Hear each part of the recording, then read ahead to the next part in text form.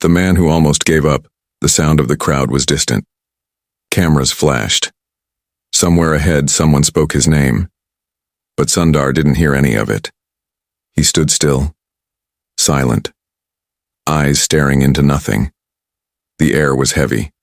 It wasn't the applause that overwhelmed him. It was the journey. Just a few minutes ago, he was alone backstage looking at a photo on his phone. It was an old picture, grainy, worn. Two boys with scraped knees sitting beside a rusty bicycle. The younger one had a dream. The older one had already learned what life does to dreamers. But Sundar was always different. He refused to believe that dreams needed permission. Let's go back. Sundar grew up in Chennai, in a house where 4 people shared a single room. The fan above squeaked every time it turned. Electricity was not always reliable. There were days when he studied under candlelight. His father, a humble electrical engineer, spoke little, but he watched Sundar carefully, noticing the spark in his eyes whenever he held a gadget, a phone, or even just a light bulb. But dreams were expensive, and money was a constant shadow. In school, Sundar was quiet, not shy, just watchful. He spoke only when he had something to say. He was the boy who fixed the teacher's broken transistor. He was the boy who helped classmates solve math problems even when they never said thank you. But no one saw greatness in him. Not yet. One day, in class 9, Sundar stood at the back of the room, listening to his teacher talk about Silicon Valley. He had never heard those words before. It sounded like a place from a storybook, a valley filled with thinking machines and people who built the future. That night, Sundar asked his father, "What is Silicon Valley?" His father replied, "It's a place far away from here. People there imagine things that don't exist and then make them real." Sundar did not sleep that night. He stared at the ceiling thinking, could someone like me go there? His mother once told him, "Dreams don't care where you are born. They care only about how far you're willing to walk." But the world around him wasn't built for dreams like his. After high school, Sundar applied to IIT. He didn't get through on his first try. His friends laughed behind his back. One of them said, "Maybe you should fix radios instead." He did not reply. He never did. He just tried again and again, until one day he walked into the gates of IIT Kharagpur, not as a visitor, but as a student. He still remembers the train ride. It was 36 hours long. He had packed 4 shirts, 2 pairs of pants, and 1 dream stitched carefully into the seams of his notebook. But even there, he did not feel like he belonged. He spoke English softly, always afraid of saying the wrong word. He often skipped meals to save money. His shoes were torn, but he fixed them with tape and walked into class with his head held high. He learned fast, faster than most. His mind was like water. It flowed around problems, filled gaps, understood patterns. By his final year, he had topped the class. Professors spoke of him with pride. Still, when he told his friends he wanted to go to America for his master's, they stared. Someone said, "Do you even have a passport?" Sundar smiled. "Not yet. But I will." He got a scholarship to Stanford. His father took out a loan that was larger than his salary for 5 years. When he handed Sundar the money, he didn't say much. He just said, "Don't waste this." And then Sundar left. It was his first flight. He looked out the window as India disappeared below the clouds. He whispered to himself, "I will make this worth it." But America was not what he expected. His accent was laughed at. His clothes were too plain. He got lost on his first day. And when he ordered food, he mispronounced every item. But Sundar didn't break. He adapted. He studied. He worked part-time at the library. He wrote code at night. He called home once, a week from a phone booth, telling his parents he was okay even when he wasn't. Then one day he saw a poster. It was for a company that was changing the internet, a company no one in India had ever heard of at the time. Google. Sundar applied for a job there. The interview was brutal. Question after question, hour after hour. Some of the smartest people in the world sat across from him. But Sundar did what he always did. He listened. He thought. He spoke when it mattered. He got the job. He didn't scream or jump or cry. He just called his father and said, "Appa, I got it." His father didn't speak for a few seconds. Then he asked, "What is Google?" Sundar smiled. "I'll tell you one day." But even inside Google, Sundar was not seen as a future leader. At first, he worked quietly, fixing problems, making suggestions. He spoke only in meetings when he had something to say. He was often ignored until the day he saved the company. It started with a browser. Google wanted to build one. Most people thought it was a waste of time. There were already others: Internet Explorer, Firefox. Why compete?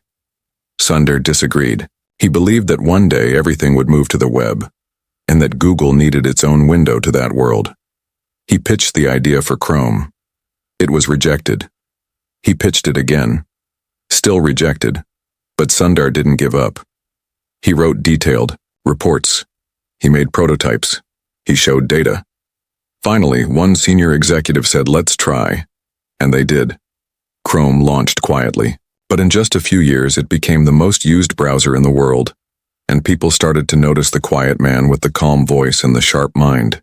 He rose fast, until one day the world woke up to a headline.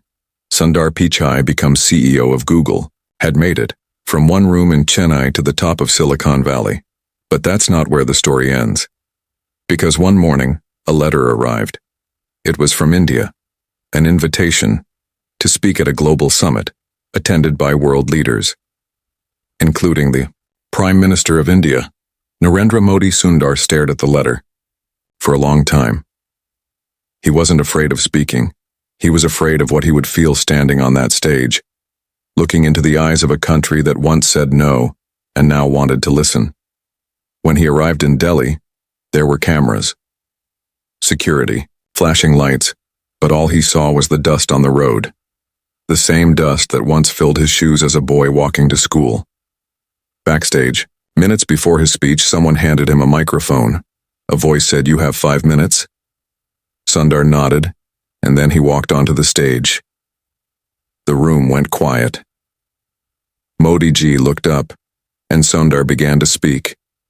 But he didn't start with statistics. He didn't talk about technology. He said just one line, one simple line, and in that moment, the entire room paused. Modi ji didn't clap. He didn't nod. He just sat in silence, eyes fixed on Sundar, because what Sundar said was not just a sentence.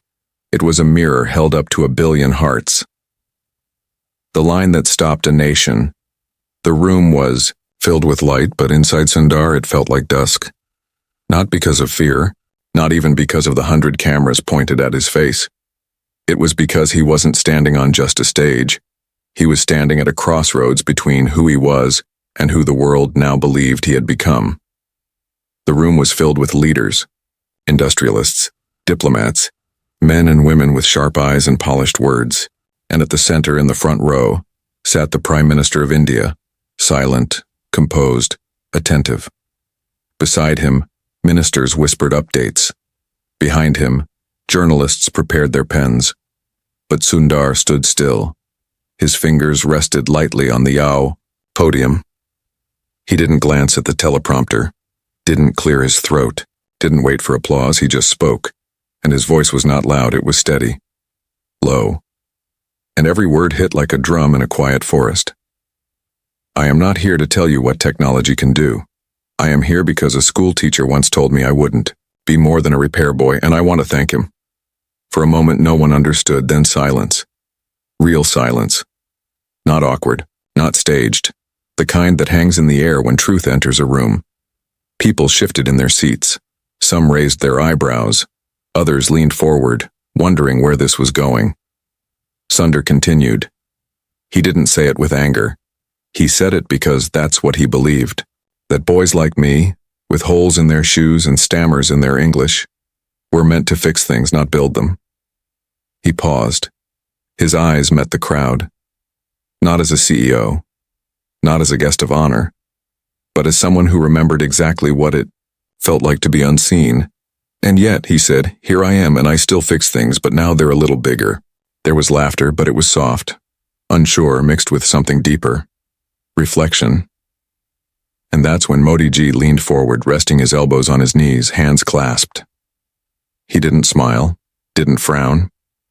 He simply watched Sundar with a stillness that made the moment feel sacred. Sundar spoke of his childhood, not just the facts but the feelings. He described the mornings where he'd stand at the corner tea stall, listening to engineers talk about computers. How he didn't understand a word, but he wrote them down anyway, sounding them out at night. He described watching his mother sew torn clothes while he scribbled diagrams on the backs of old receipts. He shared how his father once walked 10 kilometers to find the right transistor for a radio Sundar wanted to fix, not because they needed it, but because he believed his son should be allowed to be curious. Our dreams, Sundar said, are often not built on opportunity. They are built on the sacrifices of others. And something shifted in the room. Because every person there, no matter how powerful, had someone in their life who once made them believe, or tried to. Sundar did not speak of algorithms or apps. He spoke of dignity, of what it meant to walk into a room where no one expects you to matter, and still speak. I have led teams, he said, launched products, taken decisions that affect millions. But nothing prepared me more for that than watching my mother cook for 6 people with enough food for 3. His voice did not tremble, but in the front row, an old businessman took off his glasses, wiped them. People were no longer looking at the screen behind Sundar. They were watching him, really watching. And then, near the end, Sundar said something no one expected. He looked straight at Modi Ji, not defiant, not pleading, just clear. We have talent, we have ambition, but sometimes we forget to protect the people who dream quietly. He let that sit. They are not the loudest. They are not the ones on magazine covers, but they are the ones who will change this country, if we let them. It was not a challenge, it was a reminder. And then he said the line, the one that would be quoted a million times, printed on posters, turned into songs, whispered in classrooms. He said, "Respect is not a reward. It is the starting point." Modi Ji didn't clap. He didn't nod.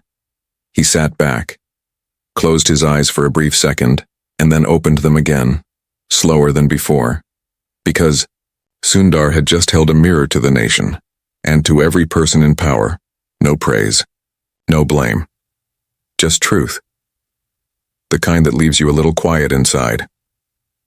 After the speech, there was no thunderous applause. It started small. A few claps. Then more. And more. Until the entire room stood up. Not because Sundar was a CEO. Not because he was a guest. But because he had said the one thing most of them had forgotten. That the future isn't built on power. It's built on how we treat the weakest voice in the room. And in that moment, something extraordinary happened. Modi Ji stood. He didn't speak. He didn't reach for the mic. He just turned slightly, looked at Sundar, and brought his palms together in a namaste. A gesture so simple. But in that silence, it spoke louder than words. Backstage, someone asked Sundar how he felt. He didn't answer right away. He looked down at his phone, at that old photo again, the one with the bicycle and the 2 boys. And then he whispered, maybe the repair boy fixed more than machines after all. But what Sundar didn't know, what none of them knew, was that his speech had already begun to ripple outward. In a small town hundreds of miles away, a teacher who once taught Sundar sat watching a replay on television. He recognized the boy. His eyes widened. His hands trembled slightly, and then tears began to fall, not from shame but from something harder, regret. Because in that moment he remembered what he had once said, and he also remembered who he could have been. If only he had believed, not just in Sundar, but in himself. The letter no one expected. The sun had already set over Delhi, but Sundar sat quietly in his hotel room, the curtains drawn, the lights dimmed low. He had spoken to millions that day, but now the silence wrapped around him like a blanket stitched with memory. The applause had faded. The interviews were done. The stage was gone, and all that remained was the hum of the air conditioner and the steady rhythm of his breath. He stared out at the skyline. So much had changed. And yet, the boy inside him, the one who once feared speaking up in class, still whispered questions, late at night. But tonight something felt different. Not heavy. Not light. Just still. His phone buzzed softly on the nightstand. One notification. A message from an unknown number. He almost ignored it, but something made him open it. The text was, "Short, I saw your speech. I need to tell you something. It's about your brother." For a moment the room shrank, his throat tightened. He sat up straight. Not because of fear, but because of a name he hadn't heard in years. His brother. Aaron, the one who had once been everything. The one who disappeared without saying goodbye. The one Sundar never spoke of in public. He opened the message again, hoping he had read it wrong. But it was still there. Clear. Direct. Unexpected. He typed back slowly. "Who is this?" No reply. He waited. 5 minutes. 10. 20. Nothing. He stared at the screen, his heart a quiet drum in his chest. Memories came flooding back, of two boys racing bicycles through narrow streets, shouting over the noise of vendors and buses. Aaron had been faster, bolder, funnier. He was the one who climbed mango trees, who challenged teachers, who once punched a man twice his size for mocking their father. But as they grew older, Aaron changed. Something inside him, bent, not broken, just bent. He started skipping school, then skipping meals. He would stare out the window for hours, saying nothing. Sometimes he'd smile at nothing, and sometimes he'd cry for reasons Sundar never understood. Their parents thought it was just a phase, but Sundar had seen more. He remembered the night Arun didn't come home. No call, no note, just silence. They searched, filed reports, asked neighbors, but nothing came back. For years, Sundar kept looking. Even after he moved to the US, even when he became CEO, he searched. Late at night, he would browse online records, old databases, shelters, hospital logs. But the trail always ended in the same place. Nowhere. And now, out of nowhere, this message. He didn't sleep that night. He sat by the window, watching the city flicker, while the past walked softly across. His thoughts. In the morning, the reply came. "Meet me tomorrow, Park Street Cafe, 9 a.m., come alone." Sundar stared at the message. He didn't tell his security team, didn't inform the event coordinators. This wasn't business. This was blood. The next morning, he wore a plain shirt, old jeans. No watch, no badge, no assistants, just himself. He took a taxi, not a private car. No entourage. No one would recognize him like this. A tall man with tired eyes and a backpack, lost in thought. The cafe was quiet. Old chairs, chipped paint, strong coffee. He walked in slowly, scanned the room, and there in the corner sat a woman. Gray hair tied loosely, eyes sharp, face weathered but kind. She looked up, saw him, and nodded. Sundar walked over, heart pounding. He sat down, said nothing. She leaned forward. "I knew your brother." Her voice was calm. "I was with him for the last 6 months of his life." The word hit Sundar like a wave of ice. Was. He had imagined every possibility except this one. The woman placed a small envelope on the table. Her hands trembled slightly. "He wrote this. For you." Sundar didn't move. His fingers hovered above the envelope, then slowly closed around it. It was light. Soft. As if even the paper knew it carried something fragile. He opened it.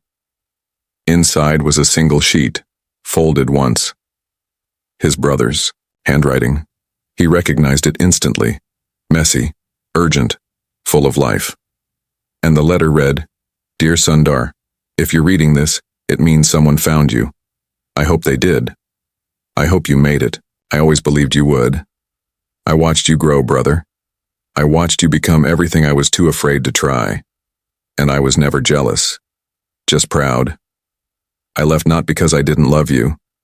I left because I didn't know how to live in a world that didn't understand me. I was lost. And I didn't want to bring you down with me. I tried to get better, I really did. But some days the sky was too heavy. Still, you should know. I watched your first interview at Google. I watched your speech last night. And I smiled. For the first time in years, I smiled. You spoke for people like me, even if you didn't know it. I was never broken, just unheard. Keep speaking, Sundar. Not for the applause, but for the ones who can't find the words. Your brother, Arun. The ink had smudged in one corner. A tear, perhaps, from him. Or Arun. It didn't matter. Sundar folded the letter gently, held it in his hands.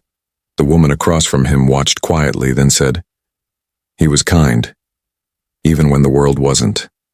He talked about you every day." Sundar nodded, unable to speak. She stood up, placed a small pendant on the table. A tiny gear from a watch, rusted with time. He found it once in the street. Said it reminded him of you. And then she left. Sundar sat alone. The letter in one hand, the pendant in the other. For the first time in years, he didn't feel lost. He felt found, because now he understood something deeper than success. His brother had not failed. He had simply carried a kind of pain the world wasn't ready to name. And Sundar, the quiet boy who fixed things, had unknowingly given that pain a voice. That evening, Sundar canceled all press appearances. He walked through Delhi alone. The streets felt familiar, not because he remembered them, but because now he carried a piece of someone who once ran through them barefoot. And as he walked past a schoolyard, he heard a teacher shouting at a student, "Why can't you be more like your brother?" He stopped, watched. The boy looked down. A silence settled in, and Sundar, without thinking, walked over.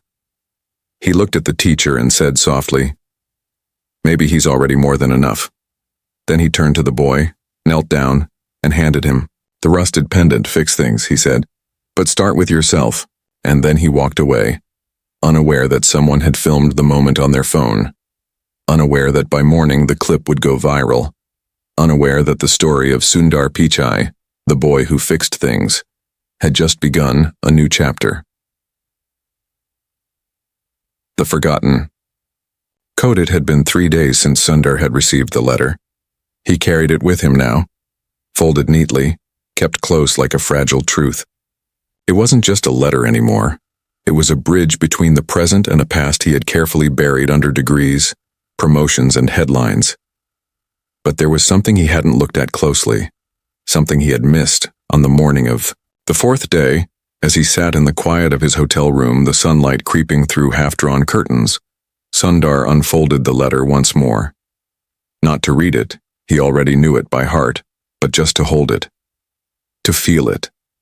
And that's when he saw it in the bottom right corner of the page. A symbol, hand-drawn, faint, almost invisible under the light. A small circle with 3 short lines crossing it at odd angles. A strange figure 8 looping from the center. Messy, but intentional. He stared at it. His heart began to pound in that slow, deep way it did when something from long ago comes rushing back, because he had seen that symbol before. Years ago, in a notebook they used to share. Not a school notebook, not for lessons. This was different. It was their secret. As boys, Sundar and Aaron had created a make-believe club, 2 members only. It wasn't about games or jokes. It was about inventions. Dreams. They called it future things. Every Sunday afternoon, while other children played cricket or watched cartoons, the 2 brothers would sit on the roof with an old notebook between them. Sundar would draw machines. Aaron would write ideas. They built worlds no one else could see. Cities in the clouds, talking bicycles, trains that ran on sunlight.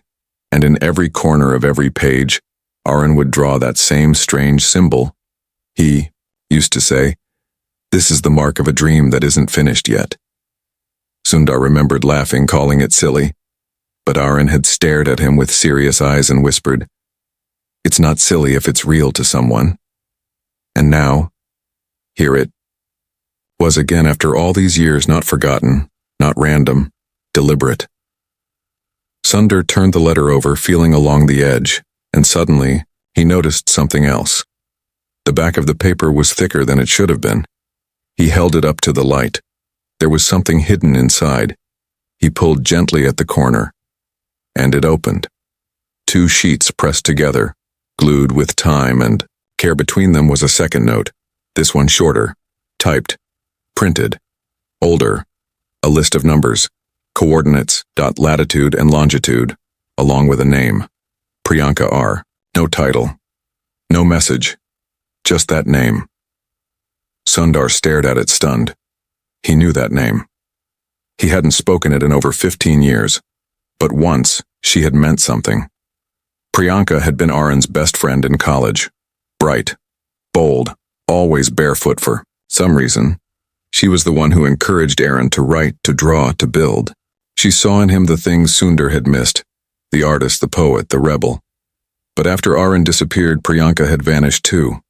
No trace, no explanation. Until now. Sundar copied the coordinates into his phone. They pointed to a village in the foothills of Uttarakhand. Remote. Quiet. Unreachable by flight. For a moment, Sundar hesitated. He had meetings lined up, interviews, invitations from heads of state. But his fingers moved on their own. He booked a train, then a jeep, then a guide. And 24 hours later, he was walking through narrow forest trails, backpack on his shoulders, surrounded by the sounds of chirping birds and rustling leaves. The air was cool, the sky open. It felt like walking into a memory that didn't belong to him yet. The village was small, stone houses, crooked fences, laughter in the air. He showed a local man the name, Priyanka R. The man nodded, pointed toward a house up the hill, a red roof, painted shutters, flowers in the windows. As Sundar walked closer, he felt something strange. Not fear, not nervousness, just a deep, still ache in his chest. Like a door slowly opening inside him. He knocked once, twice. Then the door opened, and there she was, older, thinner. Her hair streaked with gray, but the eyes, they were the same, sharp, knowing, kind. She looked at him for a long time, didn't speak, and then finally said, "You found the mark." Sundar nodded, his voice caught in his throat. "You knew Aaron better than anyone," he said softly. "No," she replied. "I just listened when no one else did." He stepped inside. The house was filled with paper. Walls covered in sketches, notes, diagrams, hundreds of them. Dreams, inventions, unfinished ideas, all signed with the same symbol, Aaron's symbol. Sundar walked to one of the walls and stared. There were machines here he didn't understand, concepts he had never seen, and in the center, pinned like a star, was a blueprint titled, "Voice for the Unheard." He turned to Priyanka. "What is this?" She smiled sadly. Arun spent his final years building something, a tool that could convert mental images into sound. He believed that the people who couldn't speak, not just physically, but emotionally, needed a way to be understood. Sundar felt tears rise behind his eyes. "He never told me." "He tried," she said, "but you were already on your path. He didn't want to interrupt." Sundar sat down, the weight of years settling on his shoulders. "Can it be finished?" Priyanka nodded. He left notes. Models.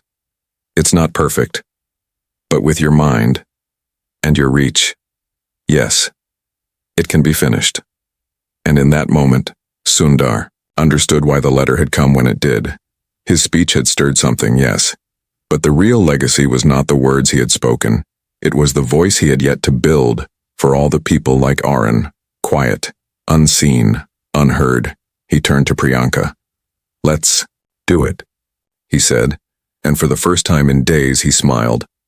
Not the smile of a public figure, not the smile of a CEO, but the smile of a brother, a fixer, a boy who once believed that broken things deserved a second chance. The cost of silence, the sky. Above Uttarakhand was bruised with soft gray clouds, the kind that hovered rather than moved, as if the day itself had paused to listen. Inside the small stone house on the hill, Sundar Pichai sat hunched over a table surrounded by scattered notes, tangled wires, and silent memories. The project had taken over the room, and slowly, it had begun taking over Sundar.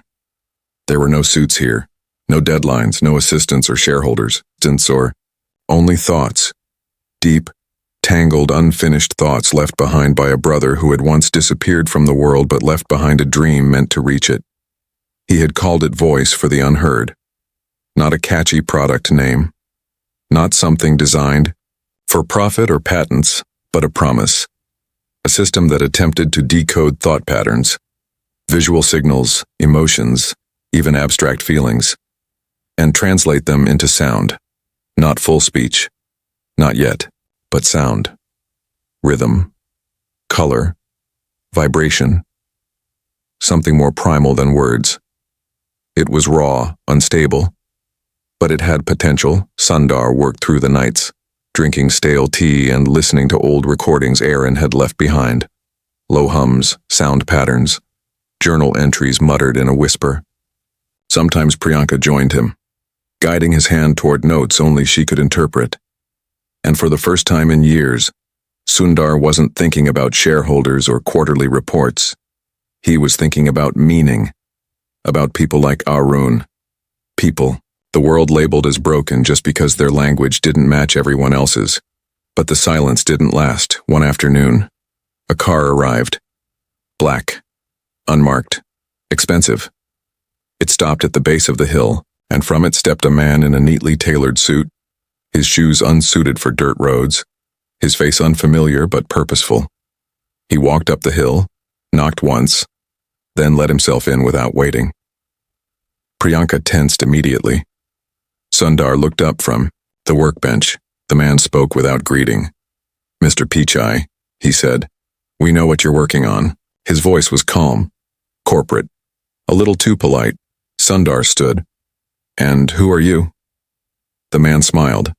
"I represent a group of companies with an interest in emergent technologies. We've been watching the developments here closely. Quite impressive, and quite valuable." Sundar said nothing. The man walked over to the wall of sketches and diagrams, tapping lightly on the blueprint titled, "Voice for the Unheard." "This," he said, "has the potential to reshape not just accessibility, but communication itself. There are markets for this. Military, healthcare, surveillance. Imagine if thought itself could be harvested." Priyanka stepped forward. "It's not for harvesting," she said sharply. "It's for healing." The man nodded, as if he had expected. "The idealism." Yes, of course," he said. "But dreams need funding, protection, infrastructure. You can't build this alone. But we can help. Our labs, our people, our reach." Then he turned to Sundar and dropped the smile. "But if you don't want our help, we'll understand and walk away." Sundar narrowed his eyes. "Good," he said. "Then walk." The man didn't move. He just reached into his briefcase and slid a small folder onto the table. "Before you decide," he said quietly, "read this." And then he left. No threats, no shouting. Just the soft sound of shoes on stone and the low hum of tension in the air. Sundar didn't open the folder for a long time. He just stared at it. Finally, when the light outside began to fade, and the first stars blinked awake in the sky, he opened it. Inside were photos, documents, surveillance. But it wasn't about Voice for the Unheard. It was about Sundar, his past, his childhood, his parents, and Aaron. Deep, private things, moments no one else should have known. A therapist Aaron had seen. A school record Sundar thought had been lost. Even a letter he had once written as a boy. A letter never sent, telling Aaron that he sometimes felt ashamed of him. His breath caught. He read the letter 3 times, then 4. It was real. How did they get this? Priyanka was reading over his shoulder, her face pale. "They want to scare you," she whispered. make you believe your past can be used against your future. But Sundar was already spiraling inward. That letter he had forgotten about. It written in a moment of confusion years ago, folded and hidden under a pillow. He had never meant to send it, never meant for anyone to read it. He had been a boy, ashamed not of Aaron, but of how little he understood him. But now that letter was a weapon, and Sundar felt exposed in a way he hadn't felt since he first stepped into Stanford in cheap shoes and a trembling heart. They know too much, he whispered. Priyanka turned to him. What are you afraid of? She asked gently. He didn't answer, because the answer was too raw. He was afraid that the world would see the moments he wasn't perfect, wasn't brave, wasn't kind. The quiet moments of shame, of failure, of silence. And worse, that the world would believe those moments defined him. But then he looked, around the room, at Arun's sketches, at Priyanka's eyes, at the half-built machine on the table. And he realized something. The world didn't need another flawless genius. It needed truth. And truth was messy. Truth was letters you never meant to send. Truth was two brothers, one who became the voice of a company, and one who never found his own, but tried anyway. And suddenly Sundar wasn't afraid anymore. He picked up the folder, walked outside, and set it on fire. No drama, just flame. Slow. Sure. Final. The next morning, he released a public post. No press release. No polish. Just a quiet story. About Aaron. About the letter. About the things he had never said. And he ended with one line. We do not hide our flaws here. We build with them. Within hours, the post exploded across the internet. People didn't mock him. They thanked him. Messages poured in, from students, parents, veterans, artists, strangers who had spent years in silence and suddenly felt seen. And for the first time in weeks, Sundar sat back and let himself cry. Not from fear, not from grief, but from release. Because the world had tried to shame him into silence, and he had chosen honesty instead. The echo that never fades. The sun hung low over the foothills, casting long shadows that stretched like reaching fingers across the valley. Inside the small house on the hill, everything felt still, but not empty. Each wall now bore the fingerprints of two brothers, one who had vanished too soon and one who had returned too late. And between them, a third figure was rising from sketches, wires, and old dreams. Voice for the unheard was no longer just a blueprint. It had breath now, a soft whir, a pulse, a sound that trembled gently in the quiet room. Sundar watched the screen flicker. It wasn't finished. Not yet. But the machine had started to listen. The first test had succeeded. It wasn't speech, not quite, but it was something close. The device had translated an abstract thought into a tone, then into color, then into sound. Imperfect, shaky, but real. We're close, Priyanka said beside him, her voice low with awe. He was onto something. He really was. Sundar didn't speak. His hands rested on the table, but his mind was far away. In the past, perhaps in a time when he and Aaron used to lie on the roof and name stars after made-up inventions. His voice had traveled the world. And yet, the one person he had once wanted to hear him the most had left before he could. He was thinking about that when the knock came. It was soft, hesitant. He opened the door, expecting a delivery or maybe a curious local child. But standing there was a woman he had never seen. She looked older than him, worn by time but with eyes full of fire. She held something wrapped in cloth. Something heavy. "You're Sundar," she said, not as a question but as a certainty. He nodded. "I was Aaron's roommate in Delhi. Long ago." The world seemed to stop. Even Priyanka looked confused. "He never mentioned you," she said. "He wouldn't have," the woman replied. "I was there during his last year. The one no one talks about. When he stopped attending college, stopped sleeping. But even then he was building something. drawing things I didn't understand, and writing letters. Hundreds of them. She stepped forward, holding out the wrapped bundle. He left this with me, said I should give it to you one day if I ever saw you. I didn't know what it meant. Until your story came out. Sundar took the bundle with both hands, unwrapping it carefully. Inside was an old wooden box, worn at the edges. Locked and carved into the lid was a symbol, the same symbol from the letter, the mark of an unfinished dream. Sundar felt the air thicken around him. He reached under the table where he had placed the rusted pendant Aaron once carried, the one with the tiny gear, and when he pressed the gear into the carved circle, it clicked softly. The box opened. Inside, there was no money. No secret formula. Just one thing, a cassette tape and a small note. For the day he finally listens. They found an old player in the village. It hissed and crackled. And then the voice came through, Aaron's voice. Younger. Softer. Unsure. Sundar. If you're hearing this, then maybe I finally found the words I never could speak. He paused. The tape was old. It crackled again. I know you tried. I know you looked for me, and I know I made it hard, but I was never running from you. I was running from myself, from the noise in my head, from the silence that followed, but you always had a light in you. And I just wanted to protect it. The room was dead silent. Even the birds outside seemed to pause. I saw what you became. I saw every step. And I was never jealous, only grateful. Because every time you stood up, it meant someone like me mattered too. You didn't know it, but you were speaking for me long before this machine. Long before the stage, even when you didn't say my name. The tape clicked, and then came a sound. Low, steady, a pattern. Melody that rose slowly. Not music, but something deeper. A sound made of feeling. One Arun had composed using the early prototype of voice for the unheard. Sundar listened, eyes wet, heart open, and in that sound, he heard not just grief, but love. Hope. Peace. A goodbye, maybe. Or a beginning.